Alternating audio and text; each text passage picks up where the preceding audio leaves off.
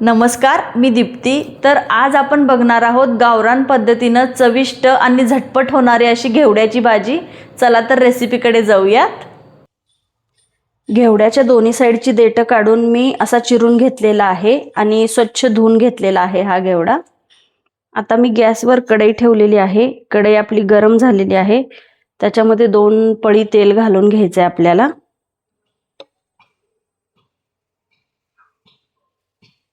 आपलं तेल इथं गरम झालेलं आहे।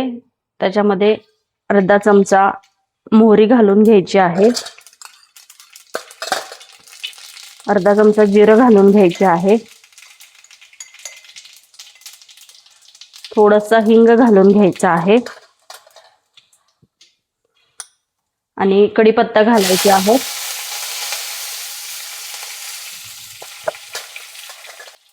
त्याच्यामध्ये चिमूटभर हळद घालून घ्यायची आहे आणि हा मध्यम आकाराचा एक कांदा चिरून घेतलेला आहे मी बारीक, तो घालून घ्यायचा आहे। आता ही फोडणी आपल्याला छानपैकी परतून घ्यायची आहे।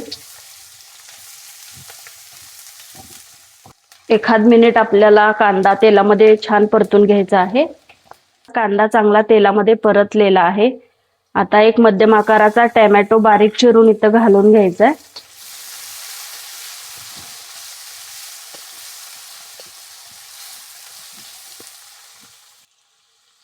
टोमॅटो मऊ पडावा म्हणून आपण थोडंसं इथं मीठ घालून घेणार आहोत। टोमॅटोवरती मिक्स करायचं।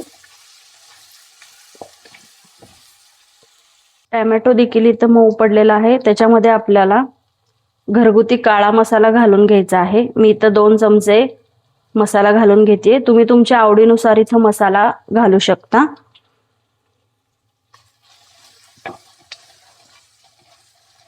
आता आपल्याला ह्याच्यामध्ये घेवडा टाकून घ्यायचा आहे। घेवड्याला मस्त फोडणीमध्ये परतून घ्यायचा आहे।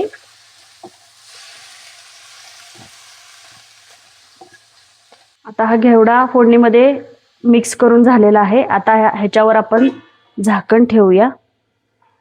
घेवड्यामध्ये पाणी घालायचं नाहीये, आपल्याला वाफेवरच घेवडा शिजवून घ्यायचा आहे। वर ताटावर आपण पाणी घालून घेणार आहोत। 5 ते 6 मिनिटं आपण या घेवड्याला शिजू देऊया। मधून अधून आपल्याला भाजीला असं एखाद्या वेळेस हलवून घ्यायचंय, त्यामुळे भाजी आपली खाली लागणार नाही।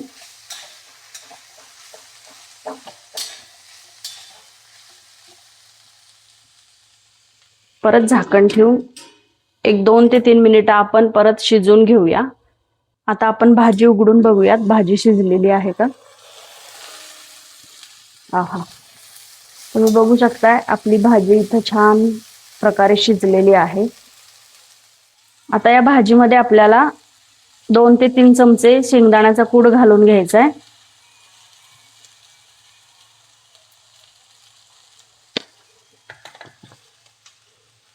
आणि आपण मगाशी मीठ थोडंसंच घातलं होतं टोमॅटो मऊ होण्यासाठी, तर आता चवीनुसार इथं मीठ घालून घ्यायचंय आणि भाजी परतून घ्यायची।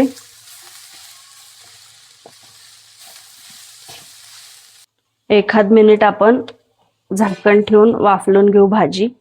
ऑलमोस्ट आपली भाजी रेडी झालेली आहे। आता आपण झाकण काढून घेऊया।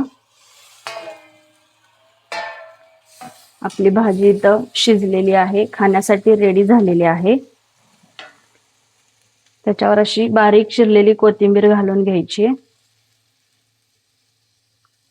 अशा प्रकारे भाजी तुम्ही नक्की ट्राय करा। पुन्हा भेटूया आपण नवीन एका व्हिडिओमध्ये। तोपर्यंत बाय।